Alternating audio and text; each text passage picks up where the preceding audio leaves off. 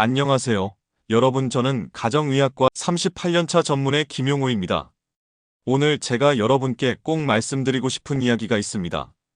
지난주에 제 외래 진료실에 한 할머니가 오셨어요. 74세이신 분이었는데, 선생님, 밤에 화장실을 너무 자주 가서 제대로 잠을 못 자겠어요. 아침에 일어나면 눈이 퉁퉁 붓고 다리도 무겁고 이게 나이 탓인가요? 라고 하시더라고요. 그래서 제가 여쭤봤습니다. 요즘 식사는 어떻게 하세요? 짜게 드시는 편이신가요? 그랬더니 할머니 말씀이 아이고, 혈압 때문에 10년 넘게 소금을 거의 안 먹어요. 국도 싱겁게 먹고 김치도 덜 짜게 담가 먹는데 바로 여기에 문제가 있었습니다. 오늘 제가 여러분께 말씀드릴 내용이 바로 이 이야기예요. 우리가 그동안 소금에 대해 가졌던 오해, 그리고 적절한 소금 섭취가 어떻게 우리 건강을 지켜주는지 말입니다. 오늘 영상에서는 특히 70대 이상 어르신들, 그리고 중년 이후 이런 고민을 가지신 모든 분들을 위해 준비했습니다. 밤에 화장실 자주 가는 문제, 원인 모를 뱃살과 부종, 혈당 관리의 어려움, 그리고 100세 넘게까지 건강하게 사시는 분들의 식단 비밀까지요. 이 모든 것이 하나로 연결되어 있다는 사실 믿으시겠어요? 지금부터 그 이야기를 시작하겠습니다. 그리고 지금 이 순간에도 뱃살과 혈당 때문에 고생하고 계신 분들은 댓글에 본인 경험을 남겨주세요. 제가 꼭 읽어보도록 하겠습니다. 이런 유용한 정보가 더 많은 분들께 전해질 수 있도록 좋아요 버튼도 꼭 눌러주시고요. 여러분, 혹시 이런 말 들어보셨죠? 소금은 백해무익하다. 소금은 혈압을 올린다. 무조건 소금을 줄여야 한다. 의사인 저도 한때는 환자분들께 무조건 소금 줄이세요 라고 말했습니다. 그런데 임상 경험이 쌓이면서 뭔가 이상한 점을 발견하기 시작했어요. 소금을 극단적으로 제한한 환자분들 중에서 오히려 더 많은 증상을 호소하시는 분들이 계셨습니다. 선생님, 요즘 기운이 하나도 없어요. 어지럽고 머리가 맑지 않아요. 밤에 화장실을 더 자주 가는 것 같아요. 그래서 최근 연구들을 다시 살펴봤습니다. 그리고 놀라운 사실을 발견했죠. 소금은 단순한 조미료가 아닙니다. 우리 몸에서 생명을 유지하는 데 필수적인 물질이에요. 우리 몸의 70%가 물이라는 건 다들 아시죠? 그런데 그 물 속에는 반드시 소금, 즉 나트륨이 있어야 합니다. 왜일까요? 우리 몸의 모든 세포는 전기 신호로 작동합니다. 심장이 뛰는 것도, 뇌에서 생각하는 것도, 근육이 움직이는 것도 모두 전기 신호예요. 그런데 이 전기 신호를 만들어내는 게 바로 나트륨과 칼륨 같은 전해질입니다. 제가 의과대학 시절에 배웠던 나트륨 칼륨 펌프 이론을 쉽게 설명해 드릴게요. 우리 세포막에는 작은 문들이 있습니다. 이 문을 통해 나트륨은 밖으로, 칼륨은 안으로 이동하면서 전기가 발생하는 거예요. 이게 바로 우리가 살아 숨쉬는 원리입니다. 그런데 만약 소금이 부족하면 어떻게 될까요? 이 시스템이 제대로 작동하지 않습니다. 그러면 우리 몸은 비상 모드로 들어가요. 첫째, 몸은 있는 수분이라도 최대한 붙잡아 두려고 합니다. 그래서 역설적으로 부종이 생깁니다. 둘째, 신장은 밤낮 가리지 않고 전해질 균형을 맞추려고 소변을 자주 만들어냅니다. 특히 밤에 누워있으면 중력의 영향이 없어지면서 다리에 있던 수분이 심장으로 돌아오고 신장은 이걸 처리하려고 소변을 더 만들어내요. 그래서 야간뇨가 생기는 겁니다. 셋째, 혈액순환이 제대로 안 됩니다. 혈압이 오히려 불안정해지고 어지럼증이나 피로감을 느끼게 되죠. 제가 진료실에서 만난 한 환자분 이야기를 더 해드릴게요. 68세 남성분이셨는데 당뇨와 고혈압이 있으셔서 10년 동안 식단 관리를 철저히 하셨대요. 특히 소금은 거의 입에 대지 않으셨다고 합니다. 그런데 이분 어느 날 갑자기 쓰러지셨어요. 병원에 오셔서 검사를 해보니 저나트륨 혈증이었습니다. 혈중 나트륨 수치가 정상의 절반도 안 되는 거예요. 의식도 흐려지고 경련까지 일어날 뻔한 위험한 상황이었습니다. 그때 저는 깨달았습니다. 과유불급이라는 말이 정말 딱 맞는 게 소금이구나. 너무 많아도 문제지만 너무 없어도 큰 문제가 된다는 걸요.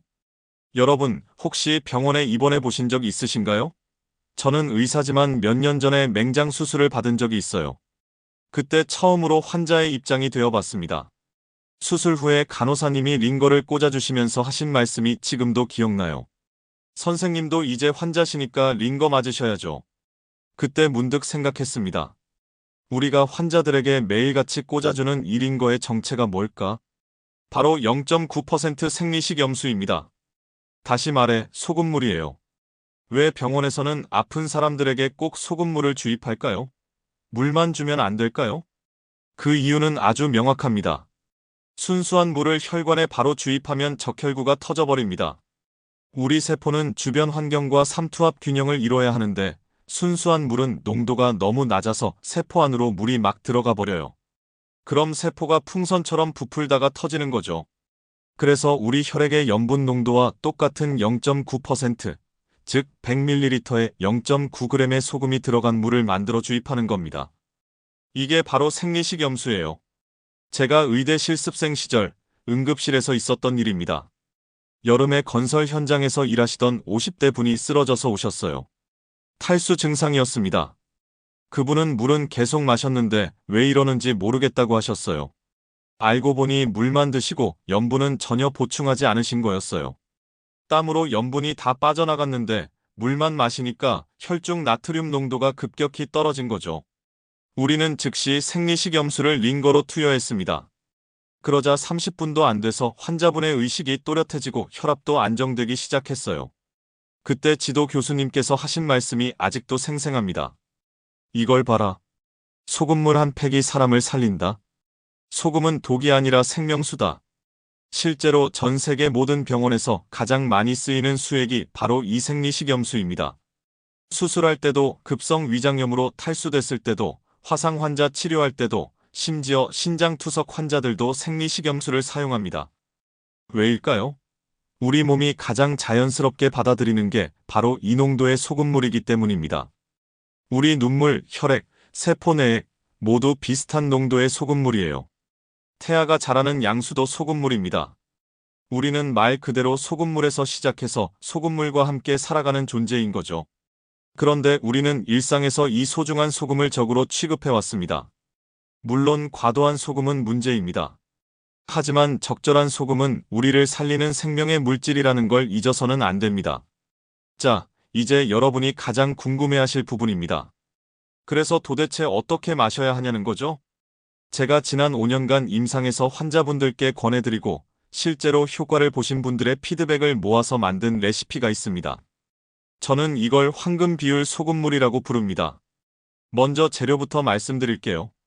복잡하지 않습니다. 기본 재료는 따뜻한 물 200ml, 그러니까 종이컵 하나 정도 되는 양이고요. 천일염 한 꼬집, 엄지와 검지로 살짝 집은 양입니다. 대략 0.5g에서 1g 정도 되겠죠. 그리고 레몬즙 몇 방울, 반 개 레몬 짜면 됩니다. 마지막으로 꿀 반 티스푼 또는 생강가루 조금이면 됩니다. 만드는 방법은 정말 간단합니다. 아침에 일어나셔서 세수하시기 전에 주전자에 물을 끓입니다. 팔팔 끓일 필요 없어요. 그냥 따뜻하게만 데우세요. 온도는 60도에서 70도 정도, 입에 대면 따뜻하지만 뜨겁지 않을 정도면 됩니다. 그 물을 컵에 200ml 정도 따릅니다. 거기에 천일염을 한 꼬집 넣으세요. 이때 주의할 점, 정제염이 아니라 천일염을 쓰셔야 합니다. 왜냐하면 천일염에는 나트륨뿐만 아니라 마그네슘, 칼륨, 칼슘 같은 다른 미네랄도 함께 들어있거든요. 이 미네랄들이 함께 작용하면서 우리 몸에 전해질 균형을 더 효과적으로 맞춰줍니다. 그 다음 레몬즙을 넣습니다. 레몬 반 개를 짜면 됩니다. 없으면 레몬즙 제품을 사용하셔도 돼요. 레몬은 왜 넣냐고요? 여러 이유가 있습니다. 첫째, 레몬의 구연산이 신장의 해독 작용을 돕습니다. 둘째, 비타민C가 풍부해서 항산화 효과가 있어요. 셋째, 레몬의 알칼리성 성분이 우리 몸의 산성화를 막아줍니다. 마지막으로 꿀을 반 티스푼 넣습니다. 당뇨가 있으신 분들은 꿀 대신 생강가루를 조금 넣으셔도 좋습니다. 꿀은 왜 넣을까요? 첫째, 소금물의 짠맛을 중화시켜서 마시기 편하게 해줍니다. 둘째, 꿀 속의 천연 당분이 아침 공복에 가벼운 에너지를 제공해요. 셋째, 꿀의 항균 작용이 위장 건강에도 도움이 됩니다. 생강은 어떤 효과가 있냐고요? 생강은 혈액순환을 촉진시키고 몸을 따뜻하게 하는 효과가 뛰어납니다. 특히 손발이 찬 분들, 순환이 잘 안 되는 분들께 좋아요. 자, 이렇게 만든 황금 비율 소금물을 언제 마셔야 할까요? 첫 번째로 아침 공복에 마시는 방법입니다. 아침에 일어나서 화장실 다녀오시고 세수하기 전에 이걸 천천히 마십니다. 급하게 벌컥벌컥 마시지 마시고 5분 정도에 걸쳐서 조금씩 모금모금 마시는 거예요. 왜 공복에 마시냐고요? 밤새 우리 몸은 8시간 동안 물 한 방울 안 마셨습니다. 가벼운 탈수 상태인 거죠. 이때 물을 마시면 우리 몸이 빠르게 흡수합니다. 그런데 순수한 물만 마시면 흡수가 잘 안 돼요.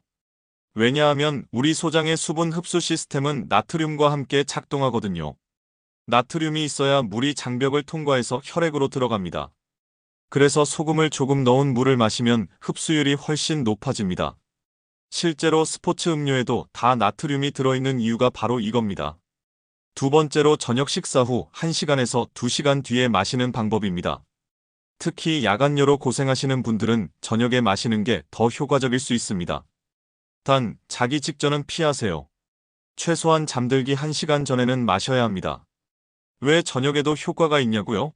소금물이 우리 몸의 전해질 균형을 잡아주면 신장이 밤에 굳이 열심히 일할 필요가 없어집니다. 균형이 이미 잡혀 있으니까요. 그래서 야간 소변량이 줄어드는 겁니다. 한 가지 더 중요한 팁을 드릴게요. 이 소금물을 마신 후 30분 정도는 다른 음식이나 물을 드시지 마세요. 왜냐하면 이 소금물의 효과를 최대한 보려면 우리 몸이 이 전해질을 충분히 흡수할 시간이 필요하거든요. 제가 환자분들께 이 방법을 권했을 때 가장 많이 받은 질문이 있습니다. 선생님, 그럼 매일 마셔야 해요? 네, 가능하면 매일 마시는 게 좋습니다. 하지만 부담 갖지 마세요. 일주일에 닷새만 마셔도 충분히 효과를 볼 수 있습니다. 중요한 건 꾸준함입니다. 또 이런 질문도 많이 받습니다. 한 컵 이상 마시면 안 돼요? 권장하지 않습니다. 많이 마신다고 효과가 배가 되는 게 아니에요. 오히려 방광에 부담을 줄 수 있고 소금 섭취량도 과해질 수 있습니다. 하루 한 컵, 많아도 2컵을 넘기지 마세요. 여러분, 밤에 화장실 가는 게 왜 문제일까요? 그냥 일어나서 다녀오면 되는 거 아닌가요? 아닙니다. 야간요는 생각보다 훨씬 심각한 문제입니다. 우리가 잠을 자는 동안 뇌에서는 아주 중요한 일들이 일어납니다. 낮 동안의 기억을 정리하고 노폐물을 청소하고 손상된 세포를 복구합니다. 이 모든 게 깊은 수면 단계에서 일어나요. 깊은 수면에는 2가지 단계가 있습니다. 렘 수면과 서파 수면인데 특히 서파 수면 동안에 우리 뇌는 청소를 합니다. 낮 동안 쌓인 베타 아밀로이드 같은 노폐물을 뇌척수액이 씻어내는 거죠. 그런데 야간여로 한밤중에 깨면 어떻게 될까요? 이 깊은 수면이 중단됩니다. 한 번 깨면 다시 깊은 수면에 도달하는데 최소 30분이 걸려요. 그리고 나이가 들수록 이 시간은 더 길어집니다. 그래서 야간여가 있는 분들은 아침에 일어나도 개운하지 않습니다. 잔 것 같지 않아요. 이게 반복되면 어떤 일이 생길까요? 첫째, 인지 기능이 떨어집니다. 기억력이 나빠지고 집중력이 저하되고 치매 위험도 올라갑니다. 실제로 연구 결과를 보면 수면의 질이 나쁜 사람들은 알츠하이머 위험이 2배 이상 높다고 합니다. 둘째, 대사 질환이 악화됩니다. 수면 부족은 혈당 조절을 어렵게 만들고 인슐린 저항성을 높이고 당뇨병 위험을 증가시킵니다. 셋째, 심혈관계 질환 위험이 올라갑니다. 깊은 수면 중에는 혈압이 낮아지고 심장이 쉬는데 자꾸 깨면 이 회복 시간이 없어지는 거죠. 넷째, 낙상 위험이 높아집니다. 특히 어르신들, 밤에 일어나서 화장실 가다가 넘어지시는 경우가 정말 많아요. 어두운 데다가 아직 완전히 깨지 않은 상태니까 위험합니다. 그럼 야간요는 왜 생길까요? 여러 원인이 있지만 나이가 들면서 생기는 가장 큰 이유는 항이뇨 호르몬의 감소와 전해질 불균형입니다. 젊을 때는 우리 몸이 밤이 되면 항이뇨 호르몬, 바소프레신이라고 부르는 호르몬을 많이 분비합니다. 이 호르몬이 신장에게 야, 지금 자는 시간이니까 소변 덜 만들어라고 신호를 보내는 거예요. 그래서 밤에는 소변량이 자연스럽게 줄어듭니다. 그런데 나이가 들면 이 호르몬 분비가 줄어들어요. 그래서 낮이나 밤이나 소변이 비슷하게 만들어집니다. 여기에 전해질 불균형이 더해지면 문제가 심각해집니다. 나트륨이 부족하면 우리 몸은 혈액 속 나트륨 농도를 맞추려고 계속 물을 배출하려고 합니다. 그래서 소변이 더 자주 마렵게 되는 거죠. 또 하나, 나이가 들면 방광 용적이 줄어들고 방광 근육도 약해집니다. 예전에는 400ml를 담을 수 있었는데 이제는 200ml만 차도 신호가 오는 거예요. 그래서 제가 권하는 황금 비율 소금물이 여기서 어떻게 작용하냐면 첫째로 전해질 균형을 잡아줍니다. 나트륨, 칼륨, 마그네슘의 균형이 맞으면 신장이 굳이 밤에 열심히 일할 필요가 없어요. 둘째, 따뜻한 물과 생강, 꿀이 몸을 이완시켜줍니다.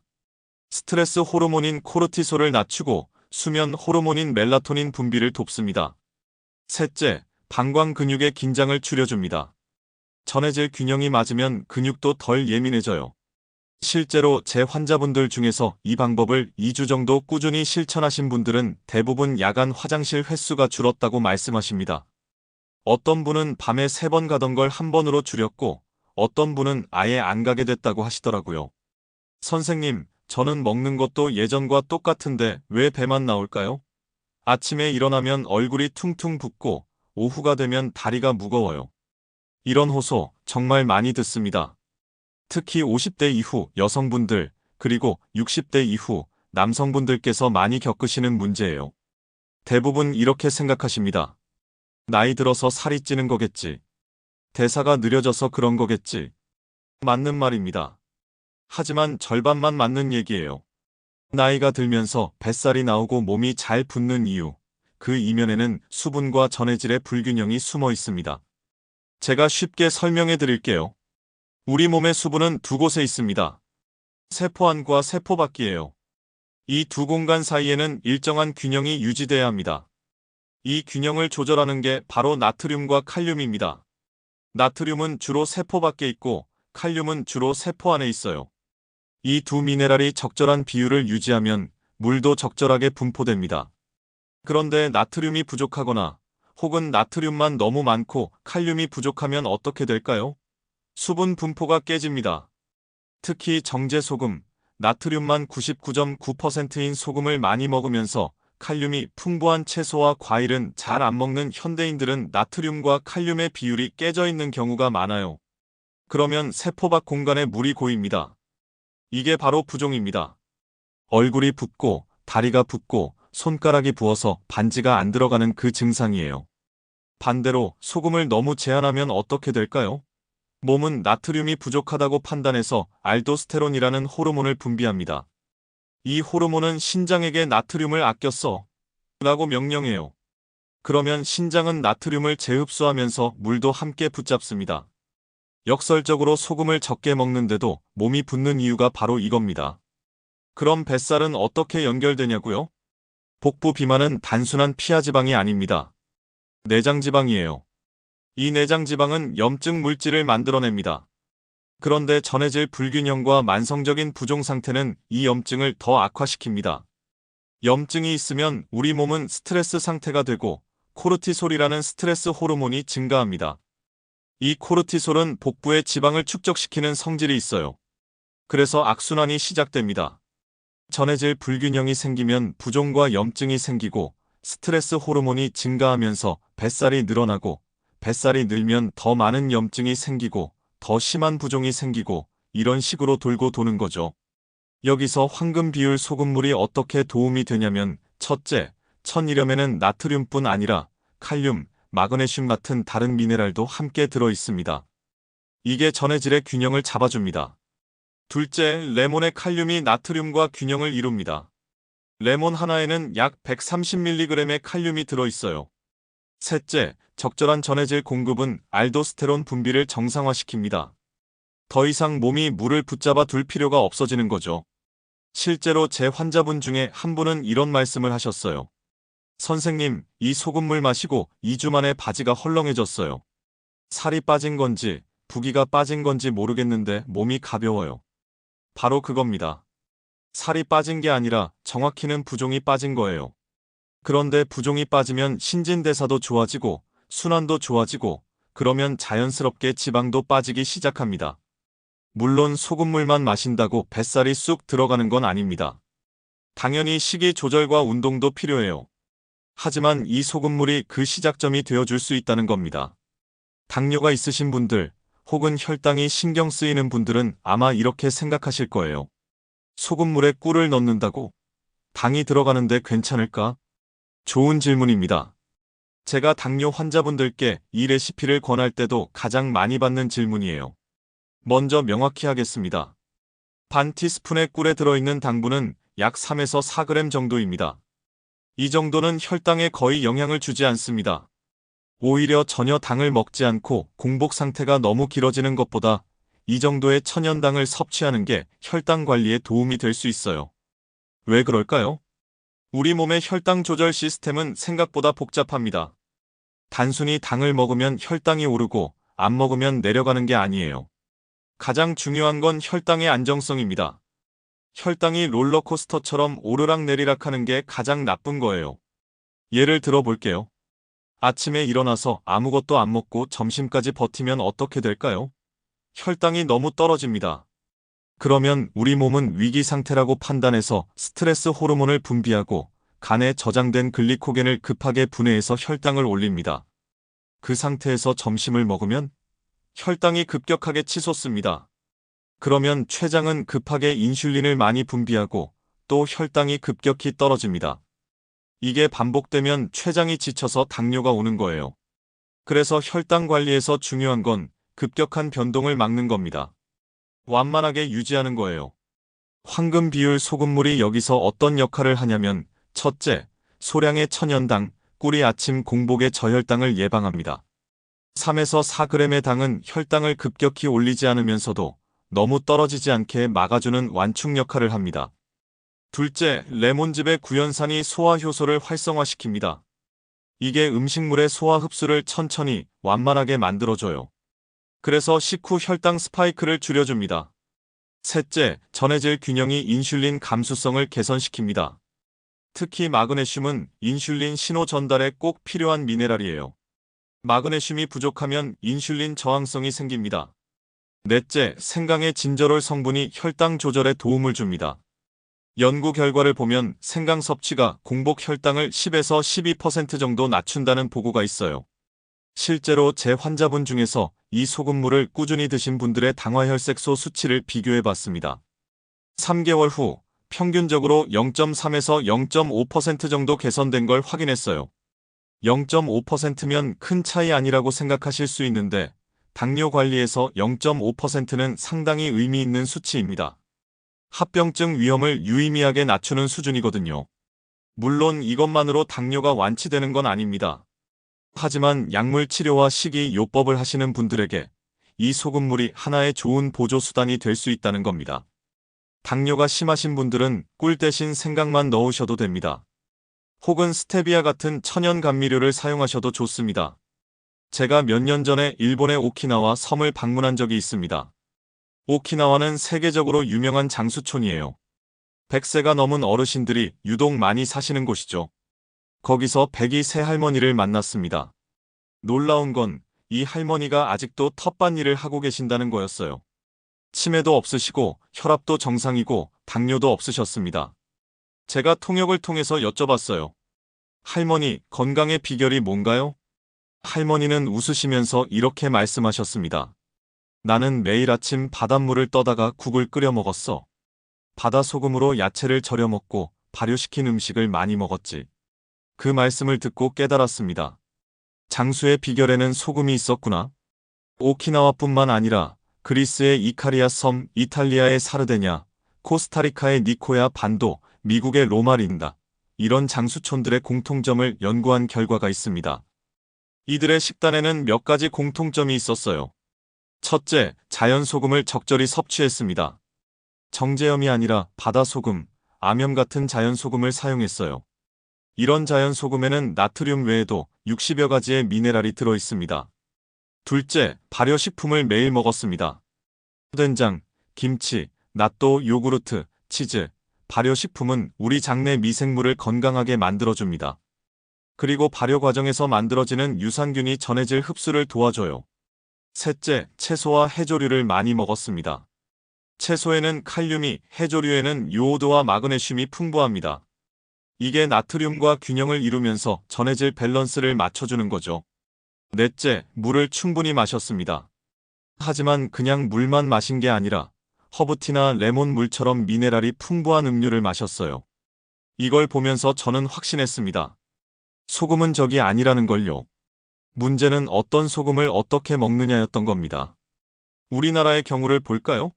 100세가 넘으신 어르신들을 인터뷰한 자료를 보면 대부분 젊었을 때부터 된장찌개, 김치, 젓갈 같은 전통 발효 음식을 드셨다고 합니다. 그런데 그런 음식들 다 짜잖아요. 네, 짭니다. 하지만 그분들은 그 짠 음식과 함께 채소를 많이 드셨어요. 그리고 활동량이 많으셨습니다. 땀을 많이 흘리면 염분이 배출되니까 균형이 맞춰지는 거죠. 문제는 현대인입니다. 우리는 가공식품으로 정제된 나트륨만 과하게 먹으면서 칼륨이 풍부한 채소는 적게 먹고 운동은 안 하니까 염분이 배출이 안 되는 거예요. 그래서 제가 권하는 황금 비율 소금물은 이 장수 어르신들의 지혜를 현대적으로 재해석한 겁니다. 천일염의 다양한 미네랄, 레몬의 칼륨, 꿀의 항산화 성분, 생강의 항염 효과, 이 모든 게 합쳐져서 우리 조상들이 드셨던 음식의 효과를 간편하게 얻을 수 있는 방법인 거죠. 자, 여기까지 들으시면 누구나 좋은 거네. 나도 당장 시작해야지. 라고 생각하실 겁니다. 하지만 잠깐, 모든 사람에게 다 맞는 방법은 없습니다. 제가 의사로서 꼭 말씀드려야 할 주의사항들이 있어요. 첫째, 고혈압 약을 복용 중이신 분들입니다. 특히 이뇨제를 드시는 분들은 조심하셔야 합니다. 이뇨제는 나트륨을 배출시키는 약인데 여기에 소금물까지 드시면 약의 효과가 상쇄될 수 있어요. 만약 고혈압 약을 드시는 분이라면 꼭 담당 의사와 상의하세요. 그리고 혈압을 자주 체크하면서 시작하셔야 합니다. 둘째, 만성 신장 질환이 있으신 분들입니다. 신장 기능이 떨어져 있으면 나트륨을 제대로 배출하지 못합니다. 그러면 몸에 나트륨이 축적되고 이게 부종과 혈압 상승을 일으킬 수 있어요. 신장 질환이 있으신 분들은 소금 섭취를 엄격히 제한해야 하는 경우가 많습니다. 이런 분들은 이 소금물을 드시면 안 됩니다. 셋째, 심부전이 있으신 분들입니다. 심부전은 심장이 제대로 펌프질을 못하는 상태예요. 이런 경우 몸에 물이 차기 쉽고 나트륨을 제한해야 합니다. 소금물은 오히려 증상을 악화시킬 수 있어요. 넷째, 심한 부종이 있으신 분들입니다. 부종의 원인은 다양합니다. 간 질환, 신장 질환, 심장 질환, 갑상선 질환, 원인을 모르는 심한 부종이 있다면 먼저 병원에서 검사를 받으세요. 다섯째, 위궤양이나 위염이 심한 분들입니다. 아침 공복에 소금물을 마시는 게 위에 자극이 될 수 있습니다. 위가 약한 분들은 소금 농도를 더 낮추거나 공복이 아닌 식후에 드시는 게 좋습니다. 여섯째, 임산부나 수유부입니다. 임신 중에는 전해질 균형이 예민하게 변합니다. 함부로 시도하지 마시고 꼭 산부인과 의사와 상의하세요. 그리고 모든 분들께 드리는 공통 조언이 있습니다. 처음 시작할 때는 소금 양을 절반으로 줄이세요. 몸이 적응하는 시간이 필요합니다. 일주일 정도 절반 양으로 시작해서 몸에 이상이 없으면 정상 양으로 늘리세요. 혈압을 자주 체크하세요. 가정용 혈압계로 아침 저녁으로 재보시는 게 좋습니다. 만약 혈압이 평소보다 높게 나온다면 즉시 중단하고 의사와 상의하세요. 몸의 신호를 귀에 깊게 들으세요. 두통이 생기거나 어지럽거나 심장이 두근거리거나 부종이 더 심해지면 즉시 중단하세요. 다른 건강한 생활 습관과 함께 실천하세요. 소금물만 마신다고 모든 게 해결되는 건 아닙니다.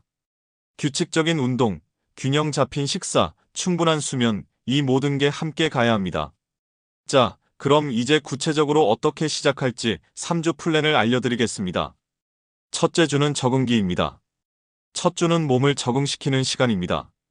소금 양은 정상의 절반, 0.5g 미만으로 하시고요. 횟수는 하루 한 번, 아침 공복에만 드세요. 물 온도는 미지근하게 40도에서 50도 정도면 됩니다. 레몬즙은 몇 방울만, 꿀은 반 티스푼 넣으시면 됩니다. 이렇게 일주일 동안 드시면서 몸의 변화를 관찰하세요. 체크리스트를 만들어 보세요. 밤에 화장실 간 횟수, 아침에 일어났을 때 몸 상태, 부종 정도, 혈압을 아침, 저녁으로 재보시고 전반적인 컨디션을 기록해 보세요. 둘째 주는 정상화 단계입니다. 몸이 적응했다면 정상 양으로 늘립니다. 소금 양은 정상 1g으로 하시고요. 횟수는 하루 한 번 또는 아침, 저녁 각 한 번씩 드셔도 됩니다. 물 온도는 따뜻하게 60도에서 70도 정도로 하시고요. 레몬즙은 레몬 반 개 분량, 꿀 또는 생강은 취향껏 넣으시면 됩니다. 이 시기부터는 효과가 본격적으로 나타나기 시작합니다. 특히 야간뇨가 줄어드는 걸 느끼실 거예요. 셋째 주는 유지 및 최적화 단계입니다. 이제는 본인에게 맞는 레시피를 찾는 시기입니다. 아침에 마시는 게 좋은지, 저녁에 마시는 게 좋은지, 꿀이 좋은지, 생강이 좋은지, 레몬을 더 넣을지, 적게 넣을지 본인의 몸에 귀 기울이면서 조금씩 조정하세요. 3주가 지나면 이게 자연스러운 습관이 됩니다. 양치하듯이, 세수하듯이 아침 루틴의 일부가 되는 거죠. 추가 팁들을 드리자면 소금 선택할 때는 천일염, 죽염, 히말라야, 핑크솔트 등 천연 소금을 사용하세요. 정제염, 맛소금이나 꽃소금은 피하시고요. 색이 있는 소금일수록 미네랄이 풍부합니다. 물 온도는 너무 뜨거우면 식도에 부담을 줄 수 있고요. 너무 차가우면 흡수가 잘 안 됩니다. 입에 댔을 때 따뜻하다고 느껴지는 온도가 적당합니다. 타이밍은 아침은 일어나자마자 물 한 모금 삼키기 전에 드시고요. 저녁은 잠들기 최소 1시간 전에 드세요. 식사 직전이나 직후는 피하시고 30분 간격을 두는 게 좋습니다. 보관 방법은 천일염은 습기에 약하니 밀폐 용기에 보관하시고요. 레몬은 껍질째 냉동실에 보관하면 오래 쓸 수 있습니다. 꿀은 실온 보관하세요. 냉장 보관하면 굳어요. 지난 2년간 제 환자분들 중에서 이 방법을 꾸준히 실천하신 분들의 이야기를 몇 가지 들려드리겠습니다. 개인정보는 모두 익명 처리했습니다. 첫 번째 사례는 72세 여성분이셨어요. 이분은 밤에 화장실을 4번에서 5번 가셔서 만성적인 수면 부족에 시달리셨어요. 낮에도 피곤하고 집중력도 떨어지고 우울감까지 있으셨습니다. 소금물을 시작한 지 2주 만에 화장실 가는 횟수가 2번으로 줄었고 한 달 후에는 1번 또는 아예 안 가는 날도 생겼다고 합니다. 선생님, 이게 정말 신기해요. 20년 만에 처음으로 밤새 푹 잡았어요. 아침에 일어나니까 세상이 다르게 보이더라고요. 라고 말씀하시더라고요. 두 번째 사례는 68세 남성분이셨습니다. 이분은 당뇨 전 단계였고 뱃살이 심했습니다. 운동도 하시고 식단 조절도 하셨는데 뱃살은 줄지 않으셨대요. 소금물을 3개월 정도 드신 후 허리둘레가 4cm 줄었습니다. 체중은 2kg 정도만 빠졌는데 허리둘레가 크게 줄었다는 건 내장 지방이 빠진 거예요. 당화혈색소도 6.2에서 5.8로 떨어졌습니다. 처음엔 반신반의했는데 3개월 하고 나니까 확실히 다르더라고요. 바지 사이즈가 줄어든 게 가장 기뻐요. 라고 하시더라고요. 세 번째 사례는 65세 여성분이셨습니다. 이분은 갑상선 기능 저하증이 있으셔서 항상 몸이 붓고 피곤하셨어요. 특히 아침에 얼굴과 손발이 심하게 부으셨습니다. 소금물을 시작하고 3주 정도 지나니까 아침 부종이 확연히 줄었다고 합니다. 신발이 잘 들어가고 반지도 아침에 뺄 수 있게 됐대요. 지난 10년간 이렇게 몸이 가벼웠던 적이 없어요. 소금이 이렇게 중요한 줄 몰랐어요. 라고 말씀하셨습니다. 네 번째 사례는 75세 남성분이셨습니다. 이분은 고혈압 약을 드시고 계셨는데 담당 의사인 저와 상의 후에 조심스럽게 시작하셨습니다. 소금 양을 평소의 3분의 1 수준으로 아주 낮게 시작했고 혈압을 매일 3번씩 재면서 모니터링했습니다. 놀랍게도 혈압이 오히려 더 안정적으로 변했습니다. 편차가 줄어든 거죠. 수축기 혈압이 평균 5mm 정도 낮아졌고 야간뇨도 줄었습니다. 약은 그대로 먹는데 혈압이 더 안정됐어요. 그리고 밤에 잠을 잘 자니까 낮에 혈압도 안 올라가는 것 같아요. 라고 말씀하셨습니다. 이런 사례들을 보면서 제가 느낀 건 각자의 몸 상태에 맞게 적용하는 게 중요하다는 겁니다. 획일적인 방법은 없어요. 본인의 몸과 대화하면서 조금씩 조정해 나가는 게 핵심입니다. 자, 여기까지 긴 여정이었습니다. 오늘 우리는 함께 이야기했습니다.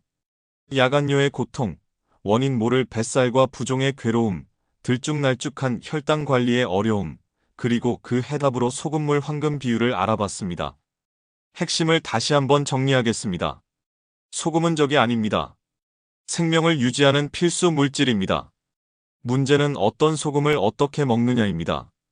정제된 나트륨만 과하게 먹으면서 다른 미네랄은 부족하게 먹는 게 문제였던 거예요. 황금 비율 소금물은 따뜻한 물 200ml, 천일염 1g, 레몬즙 반개 분량, 꿀 반 티스푼 또는 생강 조금. 이걸 아침 공복에 또는 저녁 잠들기 1시간 전에 마시면 됩니다. 그러면 전해질 균형이 맞춰지고 야간뇨가 줄고 부종이 빠지고 혈당이 안정되는 효과를 기대할 수 있습니다. 하지만 기억하세요. 이건 만병통치약이 아닙니다.